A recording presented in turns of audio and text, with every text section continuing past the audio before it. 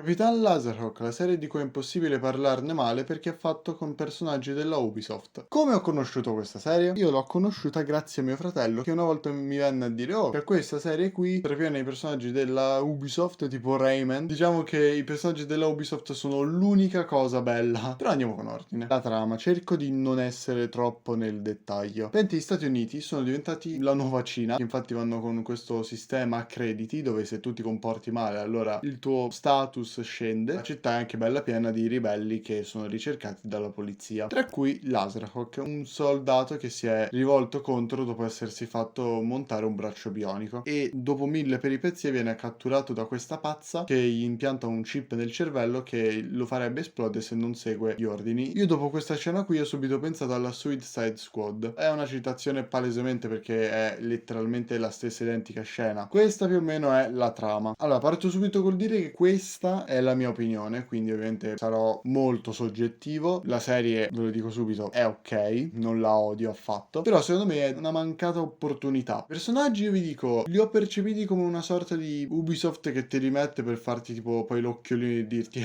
ti ho messo il tuo personaggio preferito, vedi, lui è quello lì del gioco X che a te piace tanto. E poi c'è il protagonista, Laserhawk. Lui è mono mood, non cambia mai personalità. Per amor del cielo, magari i primi 2 episodi è interessante perché capisci un po' la dinamica, capisci com'è che parla, com'è che interagisce con gli altri, ma alle lunghe lui mantiene lo stesso mood per 6 episodi. Solo in un episodio cambia, ma per il resto rimane uguale, identico. Secondo me il fatto che lo abbiano reso gay è solamente per il fatto che è piatto e quindi volevano aggiungergli un dettaglio giusto per renderlo un po' più adatto e avesse un po' di personalità. E vi dico, è un problema se il protagonista è una merda e letteralmente ti fa pesare la serie, perché ogni volta che era sullo schermo le mie palle iniziavano a cadere e a rotolare sotto il comodino perché vi assicuro che è lento come personaggio, è statico, è pesante, non va avanti, non si evolve. L'ho odiato con tutto me stesso. Ogni volta che era sullo schermo e c'erano momenti lenti io mandavo avanti, e come ho detto prima gli altri personaggi sono ok, ma sono ok solo perché sono tratti da videogiochi che ovviamente diciamo hanno già una personalità loro, sono già strutturati in quel modo. E poi tra l'altro nella serie, per esempio, personaggi come Rayman è uno dei due preferiti, l'altra è la rana, si evolvono durante la serie, cioè hanno dei cambiamenti, hanno una lore fighissima, abbastanza statica, ma comunque in generale ha un minimo di evoluzione. Laserhawk invece, sin dal primo episodio, ti mostra che è diffidente, che è antisociale, odia tutti, è pronto letteralmente a farsi ammazzare in qualsiasi momento perché non gli interessa di nulla e basta. Però ripeto, è con un solo mood, serietà. Malaki, ma tu la serie non la devi guardare per il protagonista, ma per i personaggi della Ubisoft. Allora stai dando ragione a me che la serie ti è piaciuta solo e unicamente perché ci sono i personaggi della Ubisoft. So che è un motivo i personaggi, però il protagonista è fondamentale. Voglio dire, per esempio, Kingdom Hearts, ok? Serie videoludica dove letteralmente ci sono tanti protagonisti, cioè tipo Sora,